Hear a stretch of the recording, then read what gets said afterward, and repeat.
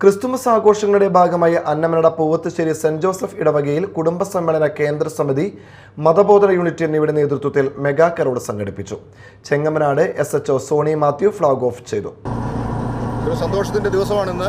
ആദ്യമായിട്ട് ഇടവകയിലെ എല്ലാവർക്കും, ഇവിടെ കൂടിയിരിക്കുന്ന എല്ലാ സഹോദരങ്ങൾക്കും ക്രിസ്മസിൻ്റെ ആശംസകൾ നേരുന്നു. ഇവിടെ ഒരു മെഗാ കരോൾ ആണ് സംഘടിപ്പിച്ചിട്ടുള്ളത്. എല്ലാ ഇടവകങ്ങളും ഇതുമായിട്ട് ബന്ധപ്പെട്ട് പരിസര പ്രദേശത്തുള്ള എല്ലാ ആളുകളും ഒരുമിച്ച് കൂടിച്ചേർന്നിരിക്കുകയാണ്.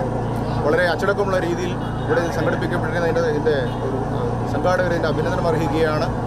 ഇത്രയും നല്ല രീതിയിൽ ഇങ്ങനെ ഒരു കരോൾ ഇവിടെ സംഘടിപ്പിച്ച് ഇതിലൂടെ ഒരു സമാധാനത്തിൻ്റെ സന്ദേശം എല്ലാവർക്കും നൽകിയ ഇടവകയ്ക്ക് പ്രത്യേകമായി നന്ദി അറിയിക്കുന്നു.